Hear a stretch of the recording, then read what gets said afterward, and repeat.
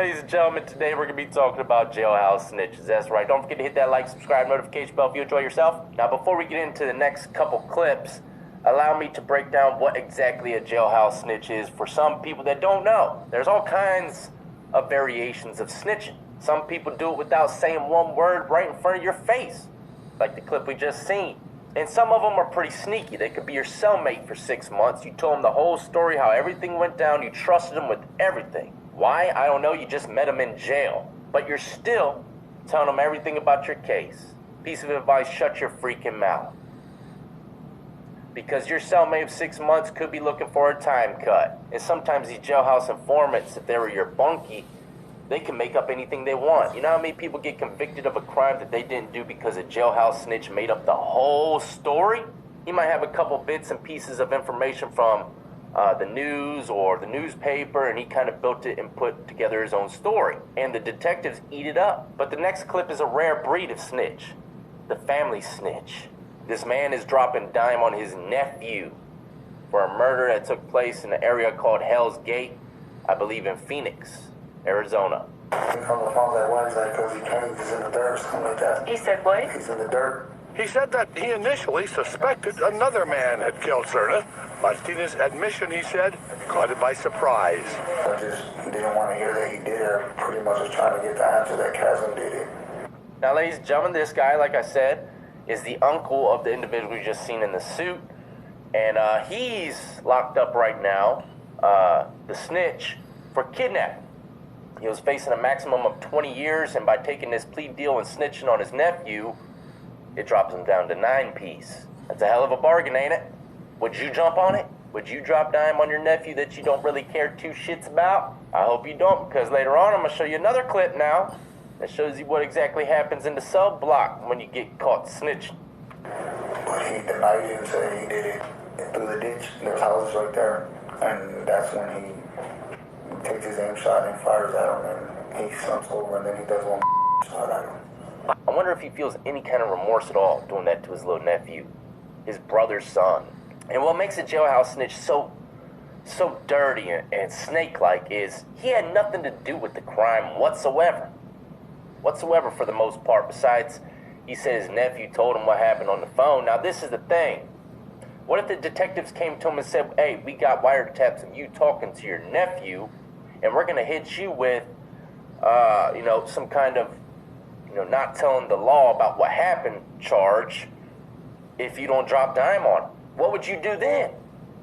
You're about to be tied up into your nephew's murder that you had nothing to do with just because he decided to call you on the phone and tell you about it. See, a lot of people would be torn between that decision. All them street cats are thinking twice right now like, damn, yeah,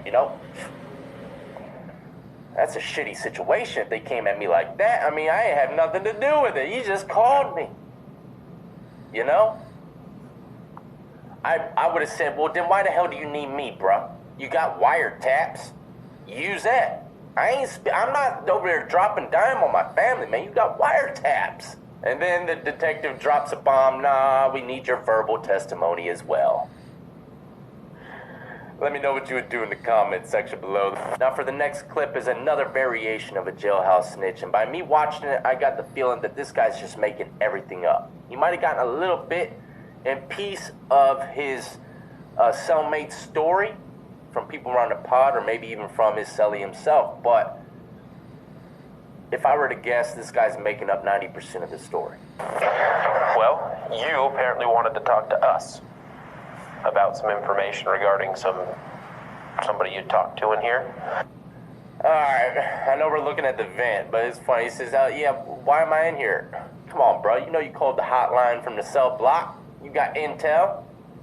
Don't play stupid. The detective said, well, you want to talk to us, bro? Don't play games with me. About a homicide. So, what did you want to tell us? Are you guys talking about Mr. Aiken? Mr. Aiken. That dude pronounced his last name like he's the attorney, judge, and jury. If that's what you're talking about. Yeah, I don't know which one you guys are talking about there. How many people have talked to you about homicides in here? Just him. Okay, then probably that one. So what is it that you wanted to tell us about it? What he told me was what he done was very rude and wrong. That he did tell me that even. And the reason why he did it, he's a bum. He said no one cared for him.